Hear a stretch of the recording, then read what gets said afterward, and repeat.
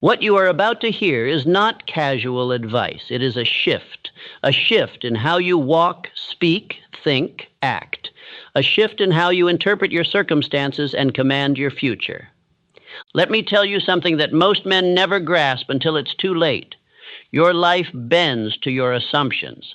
The way you expect things to go is the way they usually go, not because of fate, but because of focus. Because your dominant thoughts pull circumstances into alignment. They shape how you act, how you speak, how you persist or retreat. So what if you assumed right now that everything is working out for you, even when it's hard, even when it's silent, even when there's no proof? What if you lived like the outcome was certain, like the door was already open, and all you had to do was walk through it? That is not wishful thinking. That is mental engineering. And it is how the greatest minds in history rose through failure, criticism, and fear. Henry Ford didn't hope things would work out. He decided they would. He poured his belief into the unknown before the world believed it was even possible. When everyone said the automobile was a fantasy, he built factories. Thomas Edison didn't doubt after his first 100th or 10,000th failed prototype because he assumed success was inevitable. He didn't need to see it. He carried it in his mind, and he acted as if it was already his. Charles Schwab didn't operate from fear. He operated from faith in his vision, a faith so strong that entire steel empires were shaped by it. His certainty was contagious. His belief made other men follow. And Andrew Carnegie, the man who transformed industry and wealth in America, he did not ask, what if this doesn't work? He moved as if the results were already secured. That is the energy that builds legacies. So why not you? Why not now? Why not today? You've spent enough time worrying, enough time hesitating, enough time telling yourself stories rooted in fear. Now, it's time to flip the script. Because the version of you that hesitates, that overthinks, that shrinks when life gets loud, he cannot coexist with the version of you that walks in certainty. You cannot serve two minds. One must die. So today I hand you a new frame, a new filter, a new standard. Act as if everything always works out, not because it's guaranteed, but because it makes you unstoppable. Because when you assume that success is inevitable, you move with courage, you speak with authority, you command your life instead of negotiating with it. This video is your reset, your new operating system, and it is to be repeated, not once, not twice, daily, until your subconscious accepts this certainty as law, until doubt withers in the presence of your calm. Because fear cannot live where faith is present. And the moment you live in alignment with the assumption that the outcome is secured, you destroy fear. So listen with intensity. Speak these truths aloud. Let them enter your nervous system like fuel. Because what we do next is not motivation, and it is reprogramming. And by the end of this hour, you will not think the same, and you will not move the same, and you will not be the same. Let's begin. Let's start with a question that has the power to rewrite your entire life. What if it all works out? Not just the small things, not just the comfortable outcomes, but all of it. The setbacks, the delays, the pain, the silence, the detours, the moments where nothing made sense. What if all of it, every piece of the struggle, is building the exact version of you required for the dream you've been asking for? Most people don't live in that possibility. They live in worry. They wake up bracing for failure. They talk about worst-case scenarios. They expect betrayal. They wait for the bottom to fall out, even when life is rising.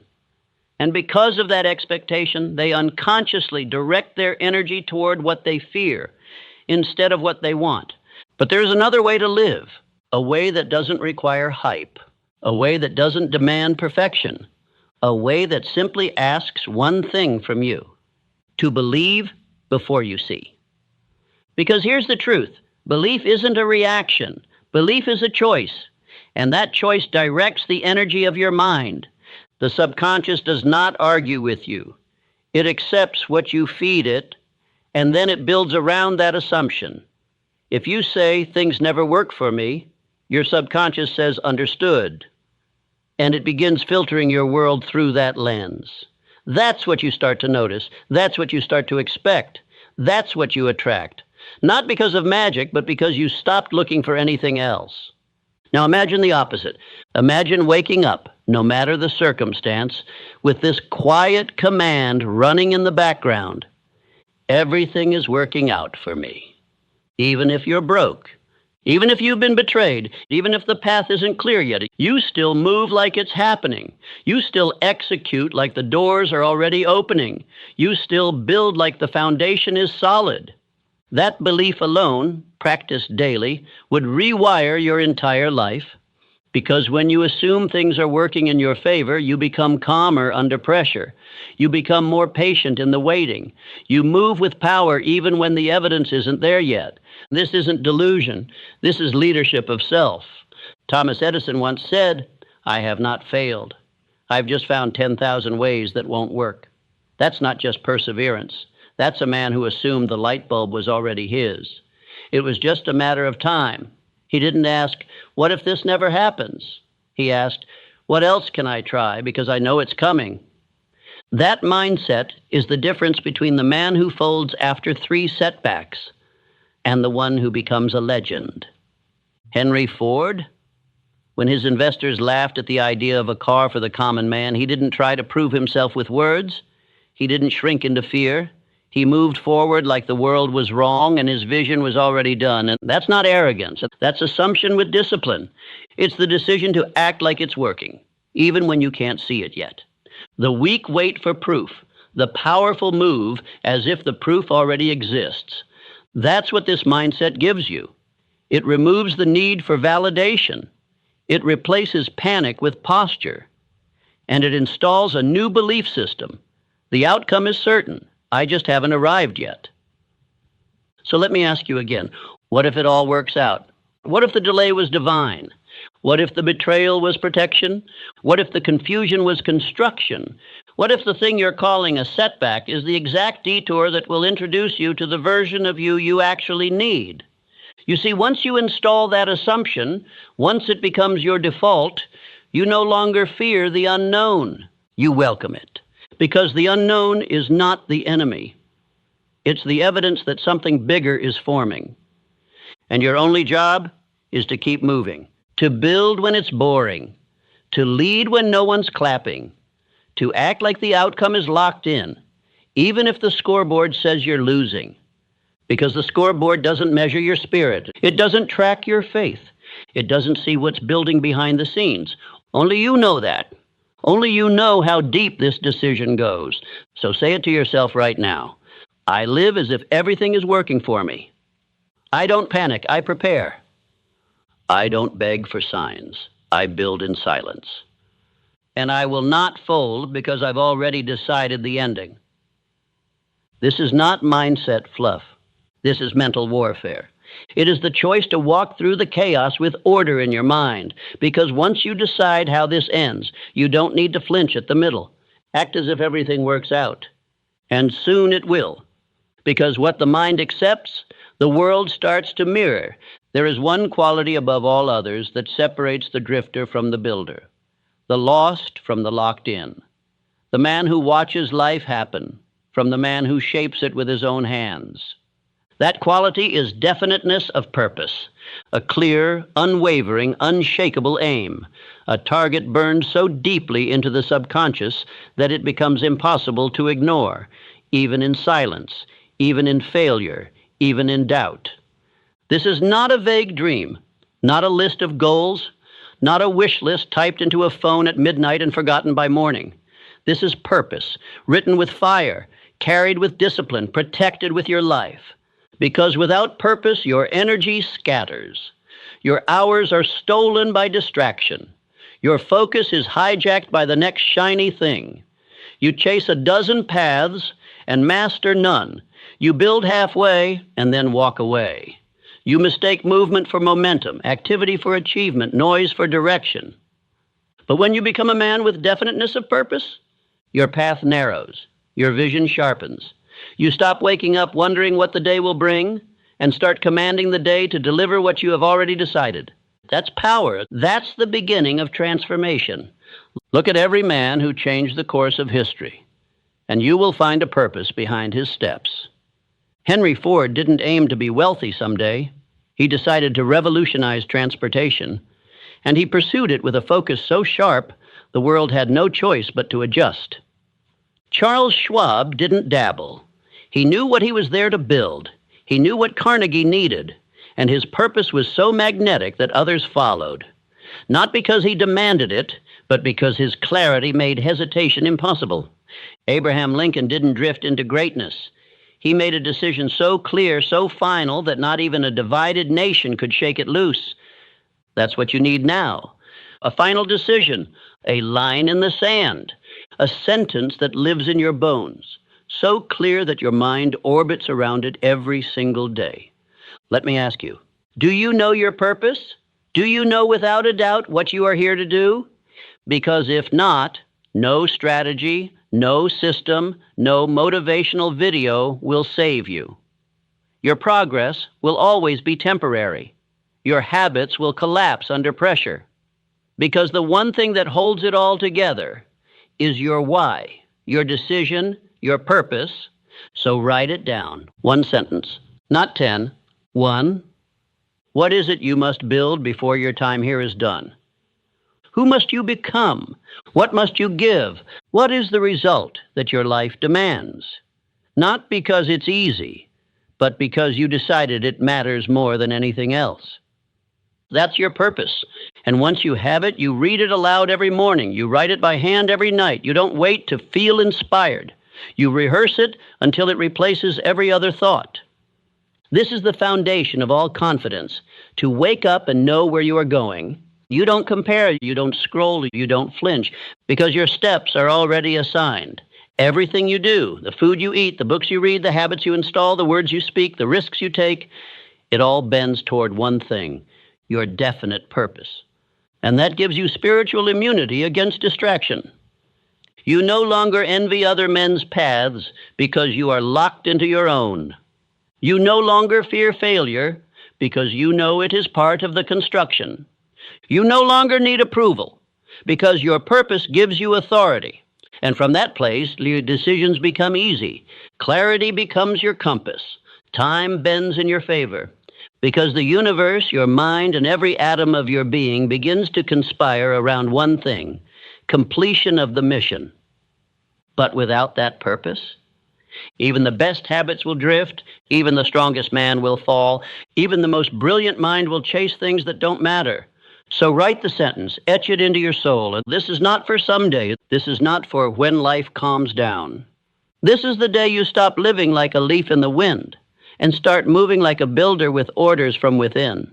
Say it now. I know my purpose, and I follow it without apology. I no longer wait for clarity. I generate it. My energy is sacred, and my direction is locked in. This is how empires begin, not with noise, but with one decision burned so deeply into a man's spirit that even time itself bows in his direction. And if you haven't made that decision yet, make it now, because the clock is still running, but your focus hasn't been. You've got work to do. You've got power to build, and none of it will happen without purpose. Faith is not something you wait for. It is not a gift that descends from the sky.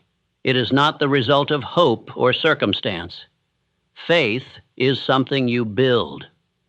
It is constructed the same way a building is constructed, brick by brick, act by act, thought by thought, until you stand in the middle of something so strong, so stable, that even your doubts must bow before it.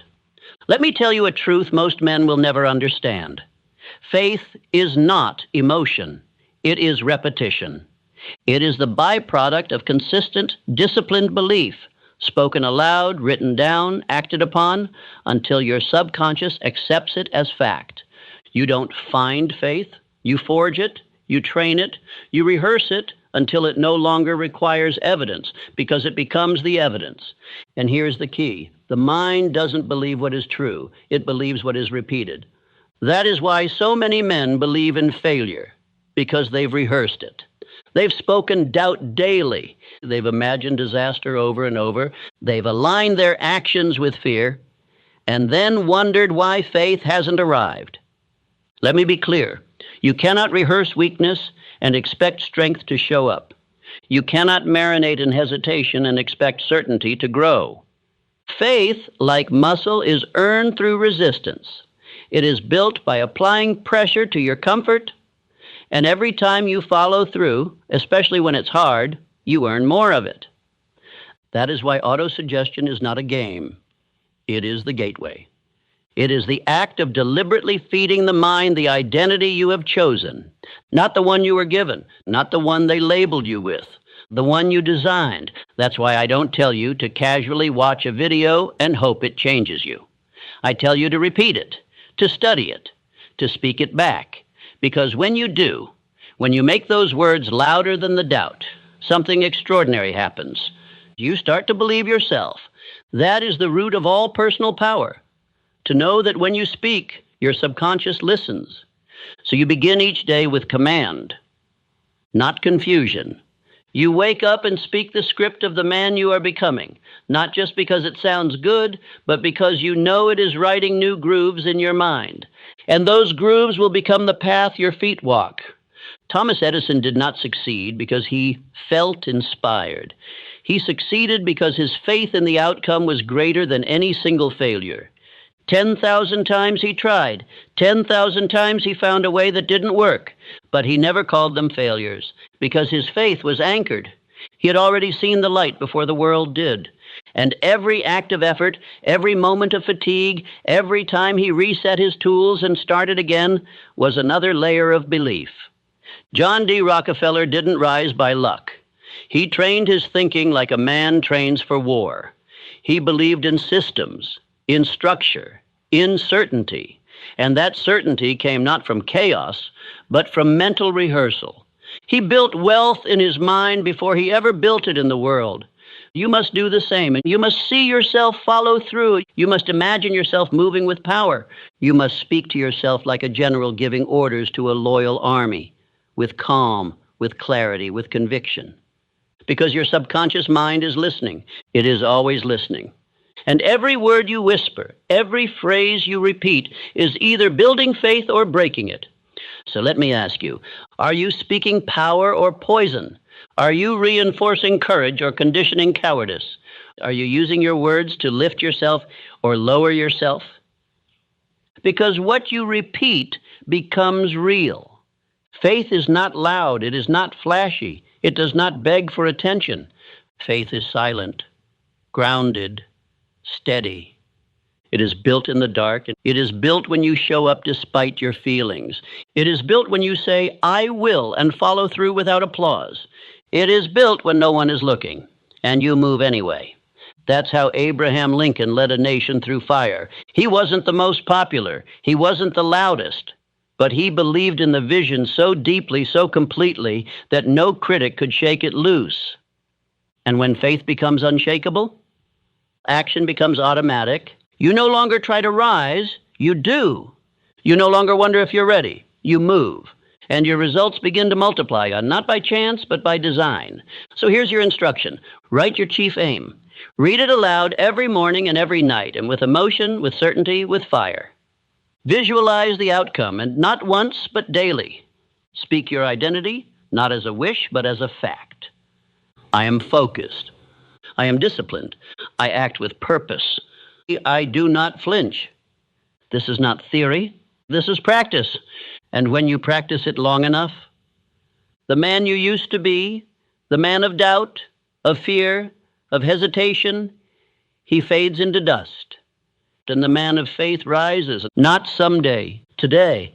There comes a moment in every man's life where he must make a decision so final, so absolute, that there is no path left to retreat.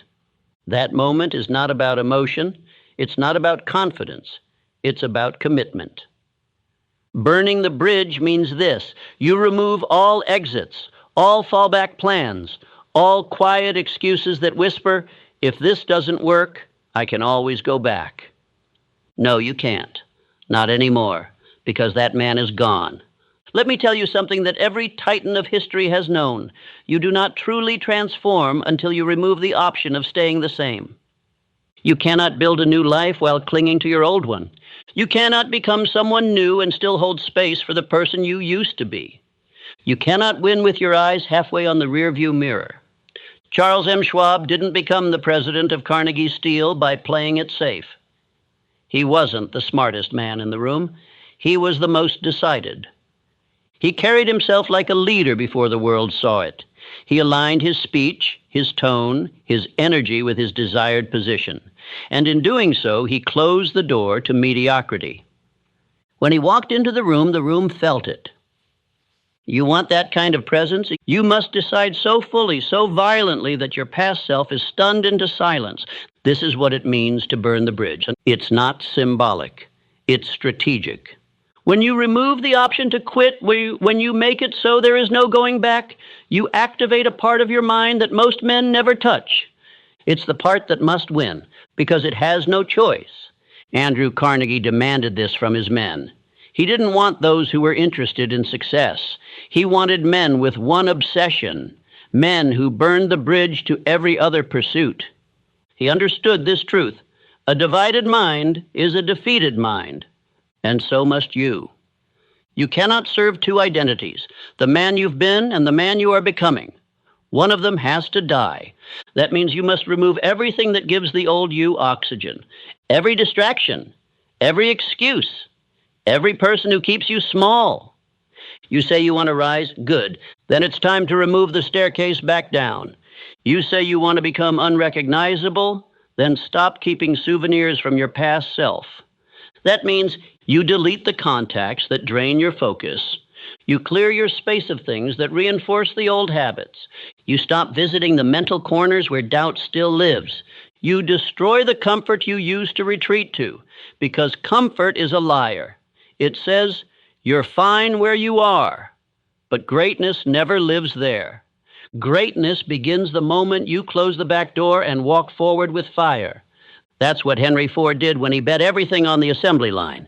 He didn't ask for permission. He didn't try to convince the skeptics. He decided. And in that decision, he removed failure as an option. People laughed. He didn't. Because a man who has burned the bridge does not have time to entertain doubt. He is too busy executing. Now listen to me carefully. You will be tempted, more than once, to look back. You will think about how easy it was to be lazy, to scroll, to sleep in, to live without pressure. And that voice will sound reasonable. It will offer balance. It will tell you, it's okay, just this once.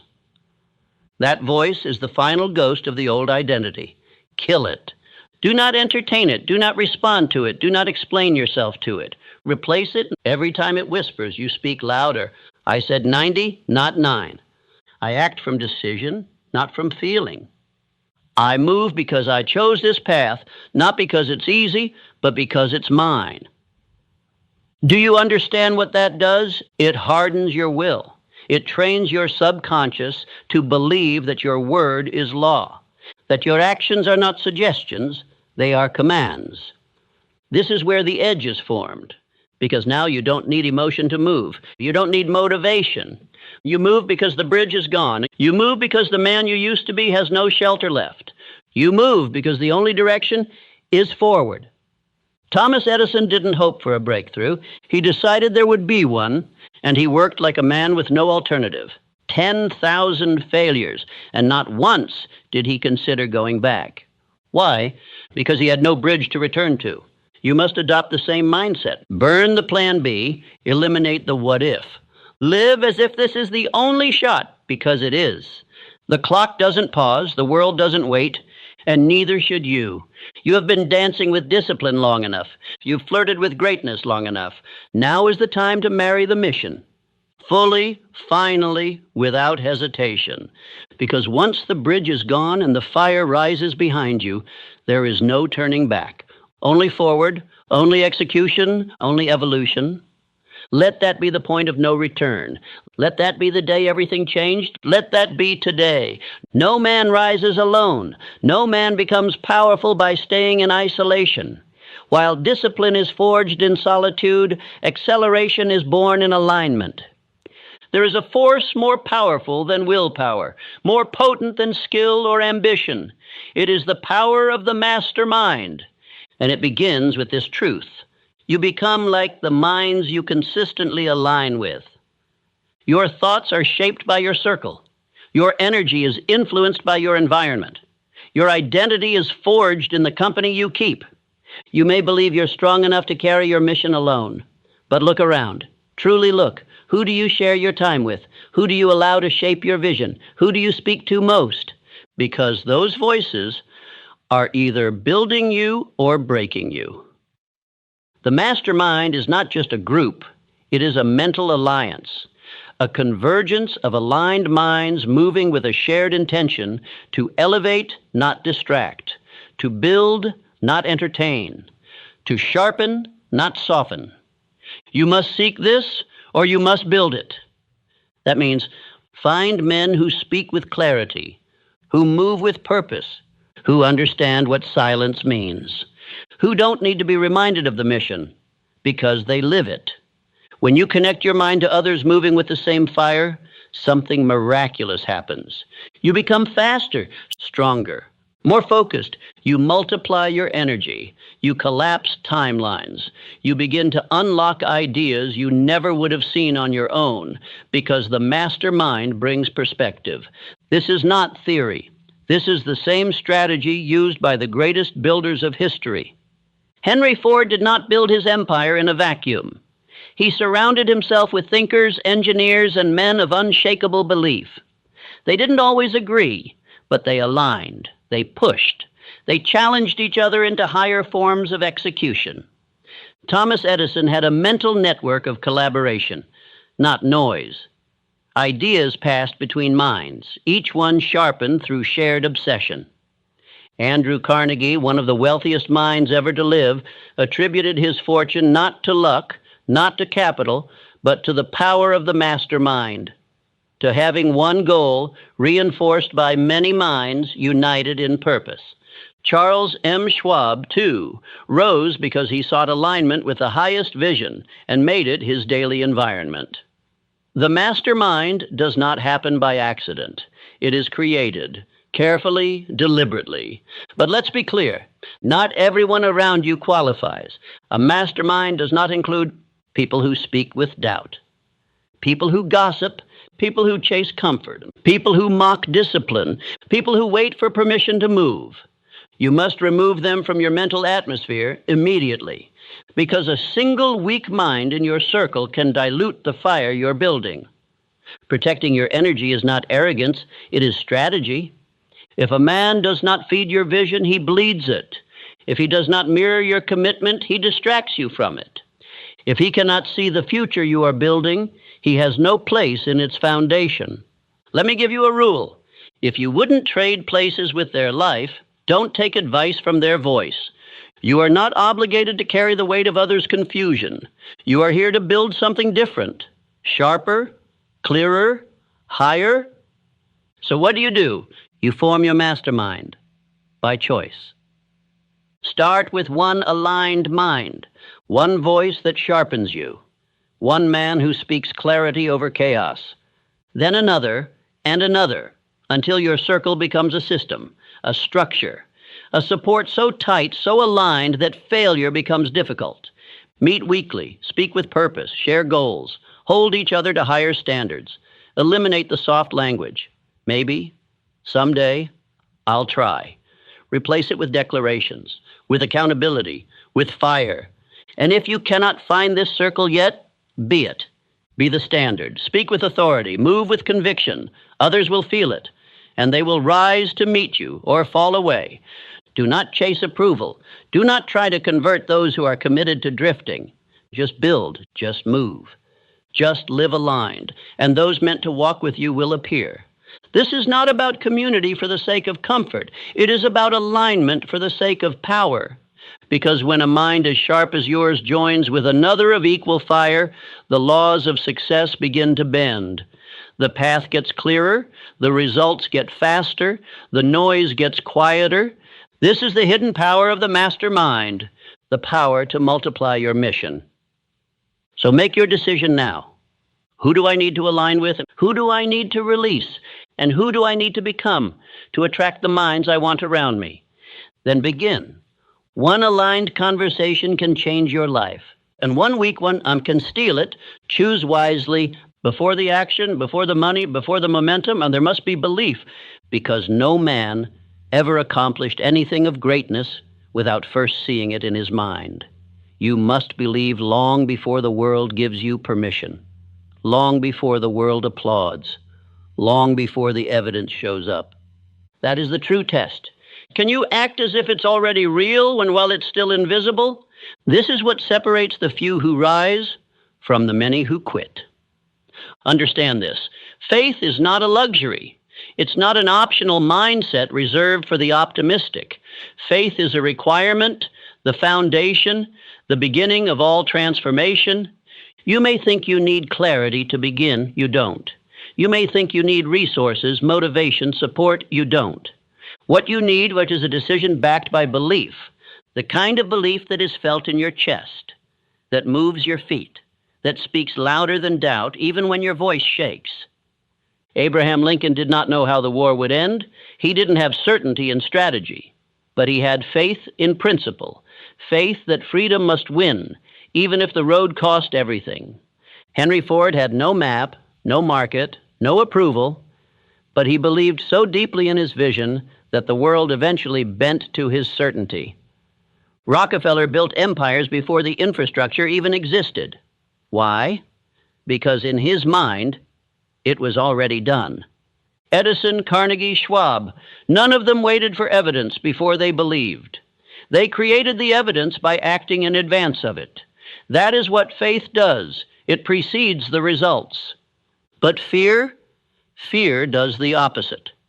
Fear says, I'll wait until I see proof. Faith says, I'll move and then make the proof appear. Which voice do you obey? Fear waits. Fear scrolls.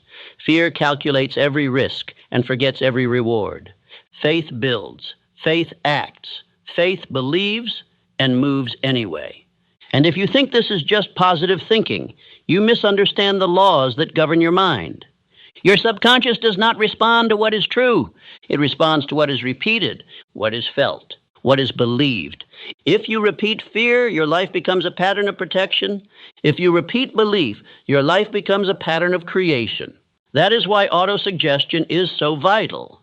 Why you don't just hear the words, you speak them, you feel them, you emotionalize them into your subconscious until they become your identity. You don't just say, I believe. You say, I act with faith. I do not wait to feel ready. I know who I am becoming, and I move accordingly. This is how belief is installed. Every day you speak the vision. Every day you move like it's done. Every day you refuse to let fear direct your decisions. That's the part most men miss. They think belief is just mindset, but belief is also motion. If you want to believe, act like you believe, because action reinforces belief. Each time you follow through without evidence, each time you show up when it's hard, each time you keep your word in private, you build a new identity, an identity that says, I don't need proof. I am the proof. Let me give you a law. Belief precedes performance. You will never outperform the image you hold of yourself. So the question is not, can I do it? The question is, what am I rehearsing? What am I telling myself daily in silence? What identity am I speaking into existence or avoiding out of fear? Because the world doesn't respond to potential. It responds to certainty. Certainty in your voice, certainty in your movement, certainty in your presence. You cannot fake that. It must be forged. And you forge it through daily rehearsal, through repetition of belief in the absence of proof. Every morning, speak your vision. Every evening, reflect on your actions. Every hour, refuse to betray the man you said you're becoming, and watch what happens. The fear doesn't vanish, but your faith gets louder. The doubt doesn't disappear, but your decisions override it, until eventually your belief becomes undeniable. And so do you. This is not mysticism. This is not fantasy. This is the reality of how every empire begins, with an invisible vision, believed in so deeply, repeated so often, acted on so boldly, that the world has no choice but to see it too. So choose your belief now. Choose what you'll repeat, because you are always programming your mind. The only question is, with what? Let your faith become your foundation, and let your daily actions as prove it. If there is one trait that separates the builders of history from the men who remain in hesitation their entire lives, it is decisiveness. The ability to choose and never retreat. You do not drift your way into greatness. You decide your way there. One decision, repeated without apology, becomes the dividing line between those who make history and those who only watch it unfold. Let this be understood. Indecision is the breeding ground of fear. And the longer you wait to choose, the louder the doubt becomes. A man who delays decays. Every time you hesitate on your next step, you make room for second guessing, for outside opinion, for fear disguised as logic. And slowly, your energy leaks. Your clarity fades. Your conviction crumbles. And this is why a man must train himself to decide fast and change his mind slowly. That is the habit of the elite. Henry Ford was not a man who asked permission. He did not poll the crowd. When he made a decision, it was final, forged in fire. Even when his own engineers told him that an 8-cylinder engine in one block was impossible, he told them, build it anyway. And they did, because his decision was stronger than their doubt. Charles M. Schwab, in the steel empire of Carnegie, rose not just because he was competent, but because he was decisive. He didn't hesitate. He didn't dance around responsibility. He moved. He understood the pressure of command and made the hard calls. This is what most miss. They think successful men are the smartest or the most connected. No. They are the most decided. They walk into the day knowing who they are. They don't need to feel ready. They are ready because they said so. Look at Andrew Carnegie. He didn't build his empire through endless research. He built it through direction. One goal, one mission, one purpose, chosen with finality, and from that decision, everything else was shaped. Your life works the same way. Until you decide who you are, the world will keep assigning roles for you. It will hand you scripts. It will offer distractions. It will tempt you to stay average. But when you decide, truly decide, the world has no choice but to rearrange around that choice. Here is the law. Decision creates identity. Indecision preserves the old self. So if you keep drifting back into old habits, it is not because you are weak. It is because you have not decided to leave them behind. What's worse, indecision breeds more indecision. It compounds. And soon your life becomes a loop of almost starts and nearly finished goals. But when you choose, when you burn the bridge, when you kill the backup plan, you create an energy that cannot be faked. That energy, the world responds to it. Your mind aligns to it. Your standards are born from it. Let me give you an instruction. Make one powerful decision today and refuse to revisit it. If it's fitness, decide. If it's business, decide. And if it's who you're becoming, decide now. And when the voice of doubt creeps in, when the temptation to adjust or wait or feel it out shows up, you don't listen, because the decision is already made. Thomas Edison didn't ask the light bulb for permission. He didn't wait until he had all the answers. He decided and he pursued over 10,000 attempts, not trials, decisions. You need that same resolve, because each decision, thus backed by definiteness of purpose, builds your internal spine. And once your spine is built, the storms of life lose their power. They cannot move a man who has already decided. Even Abraham Lincoln, who faced the weight of a nation in civil war, was not paralyzed by indecision. He was methodical, but he was final. His Emancipation Proclamation was not born of public applause. It was born of personal resolve. That kind of decision shapes the future. So ask yourself now, what decision have you been avoiding? What goal have you kept open so you don't have to commit? What mission have you left negotiable? Draw the line today. Say it out loud if you have to. I no longer delay. I no longer drift. I no longer entertain versions of me that hesitate. You say it. You write it. You live it. And from that one decision, all other actions flow. Because the truth is this: most men are not waiting on opportunity. They are waiting on permission to decide. But I tell you now, no one is coming to give it. The greats didn't wait. They chose. So choose. With spine, with fire, with finality.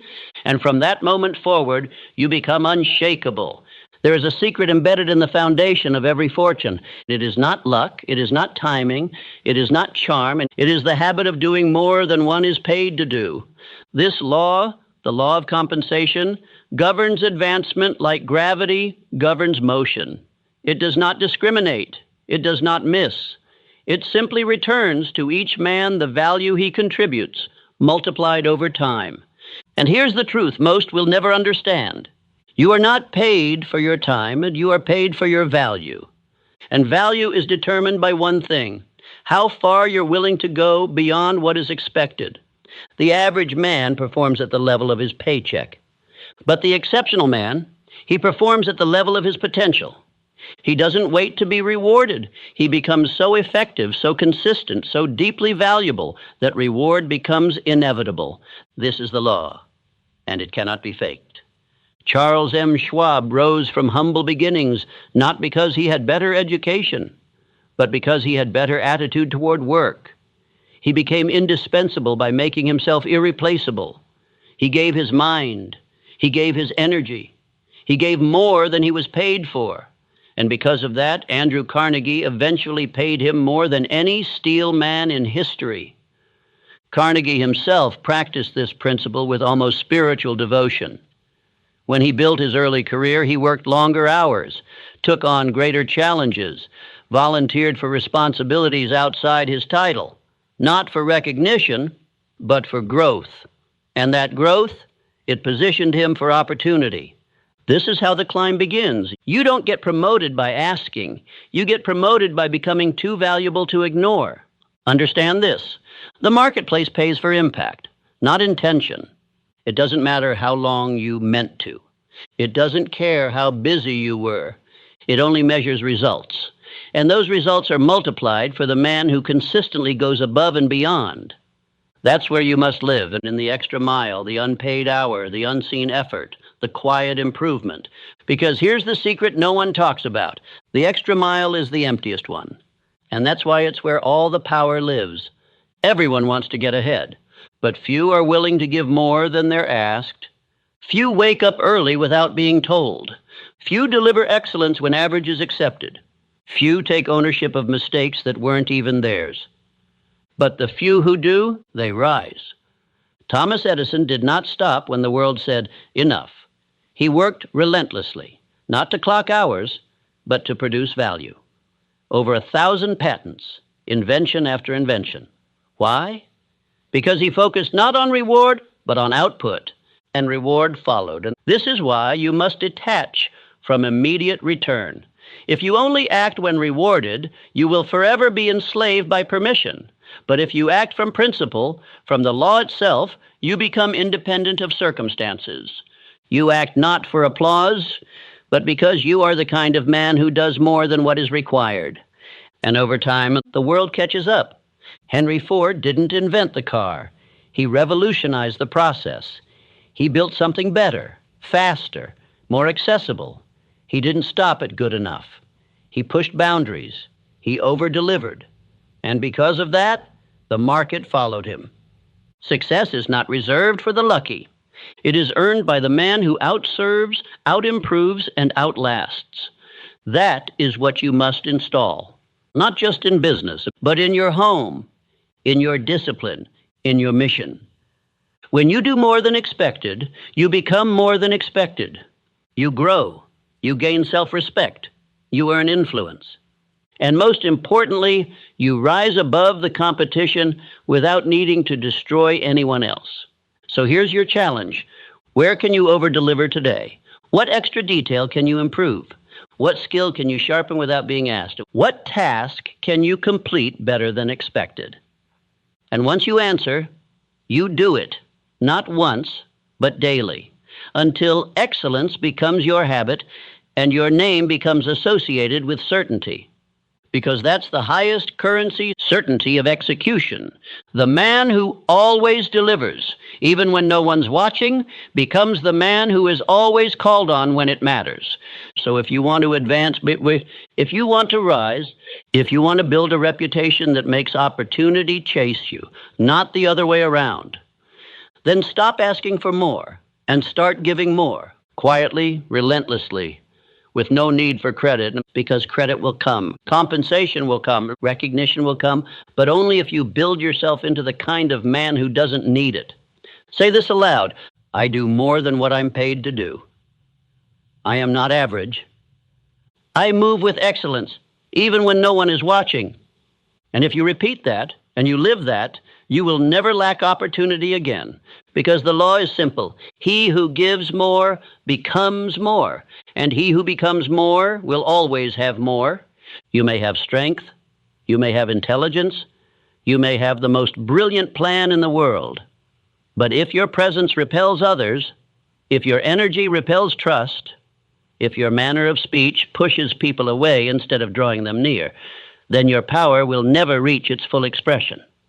Because the truth is this: no man rises alone, and the one who knows how to influence others with warmth, confidence, and clarity will always move faster and farther than the man who tries to force everything by brute strength. This is what we call a pleasing personality, not manipulation, not charm, but a cultivated energy, one that magnetizes others without begging for attention. It is the invisible factor behind the most successful men in history, the quality that opens doors, that earns loyalty, that multiplies influence. Let me tell you plainly, a pleasing personality is not a gift. It is a discipline. It is a product of self-awareness, emotional control, and intentional practice. Andrew Carnegie built one of the greatest fortunes in history, not because he was the loudest, but because he knew how to make others feel seen. He listened more than he spoke. He praised more than he criticized. He mastered the art of influence, not through domination, but through presence. And that presence made others want to work with him. It drew power toward him. Charles M. Schwab was famous for this. Though not a technical genius, he became president of U.S. Steel because of how he made people feel. He smiled often. He remembered names. He made others feel important. And through that, he got the best out of his team without ever raising his voice. Because power isn't just force. Power is the ability to move others willingly. You must understand this. A pleasing personality isn't about being fake. It's not about being soft. It's about refining yourself into someone whose presence communicates, this man is worth trusting. This man is worth following. And that doesn't mean becoming a performer. It means mastering these quiet disciplines. Tone of voice. Speak with conviction, not hesitation. Facial expression. A calm, confident presence speaks before you say a word. Genuine interest. People remember how you made them feel. Ask real questions. Listen deeply. Optimism. A pleasing personality does not dwell in negativity. It uplifts. It radiates certainty. The world is full of loud, bitter, argumentative men trying to prove themselves. But the man with a pleasing personality, he doesn't argue, he doesn't shout, he doesn't over-explain. He influences, he persuades. He builds bridges where others burn them. Thomas Edison worked with teams of brilliant minds. And though he was intensely driven, he understood the value of collaboration, of creating a magnetic environment that made others want to contribute. His laboratories weren't just centers of invention, they were environments charged with positive expectancy. That's what a pleasing personality creates. Movement without resistance. Now let's make it practical. If you want to be powerful, you must become likable.